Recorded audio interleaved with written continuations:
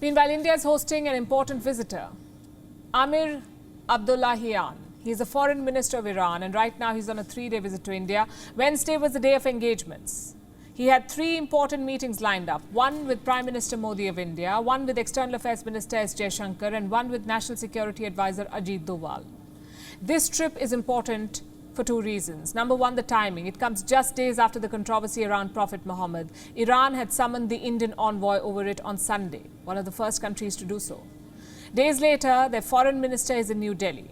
Reason number 2, Amir Abdullahian represents the new government in Iran, the government of Ibrahim Raisi. Remember, S. Jaishankar had attended his swearing-in back in August 2021. The hope is that this new government can reset ties.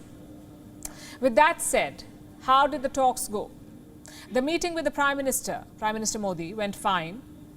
The Iranian minister invited the Indian Prime Minister to visit Iran. He also stressed on the various areas of cooperation, so nothing controversial there. The meeting with Foreign Minister S. Jaishankar also went fine. The two discussed the Chabahar port, Afghanistan, Ukraine, and also the nuclear deal progress. Again, nothing controversial. Then came the meeting with National Security Advisor Ajit Doval. Soon after the meeting, Iran published a readout. What did it say? 2 important things. 1, that Abdullahian raised the issue of Prophet Muhammad with the NSA, and 2, that Ajit Doval promised to teach the offenders a lesson. Sounds a bit off, doesn't it? Not the kind of language you expect from an official readout. Indian government sources immediately rejected this version. They said it does not accurately represent the conversation. Hours later, the readout was removed. What does this entire episode signify? That Iran and India are looking at convergence, not differences. It is a sign of a mature and resilient relationship, one that is not derailed by random personal remarks. In fact, Iran says it is satisfied with India's response. So instead of focusing on the differences, India and Iran focused on shared priorities. Mainly 3 of them: connectivity via the Chabahar port, energy security, and Afghanistan. These are the 3 cornerstones of Iran-India ties. First, the Chabahar port. India and Iran signed a deal to develop one berth at Chabahar. This was back in 2016. India promised to invest $500 million in Chabahar, but the project never really took off. Donald Trump's sanctions were one reason. Iran's open embrace of China was another. But this is a new government in Tehran, and they are giving Chabahar another shot.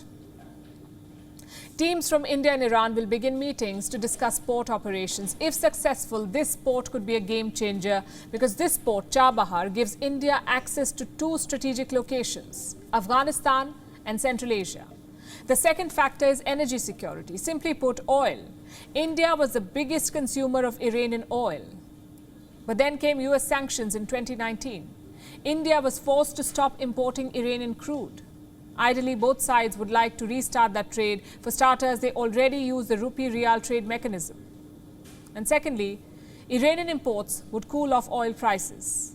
The third factor is Afghanistan. Instability in Afghanistan affects both India and Iran. More refugees for Iran, more security threats for India. But on this issue, both countries are on the same page. They opposed the Taliban during their first regime, and this time too, they are wary. Both Iran and India have called for an inclusive government in Kabul. So clearly, there is convergence on the 3 T's: trade, terror, and transit. But beyond that, is there scope for a political partnership? Well, right now, it seems unlikely.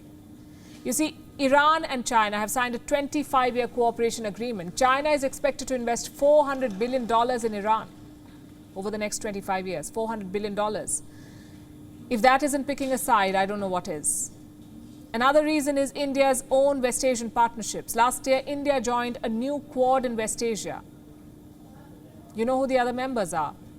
Israel, the UAE, and the US. All 3 are rivals of Iran.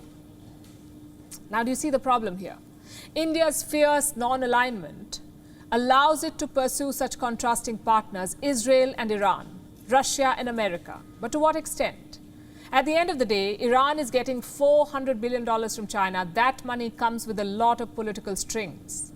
So India's priority must be to focus on shared interests, minimize differences, maximize convergence. We'll see how that goes. WION is now available in your country. Download the app now and get all the news on the move.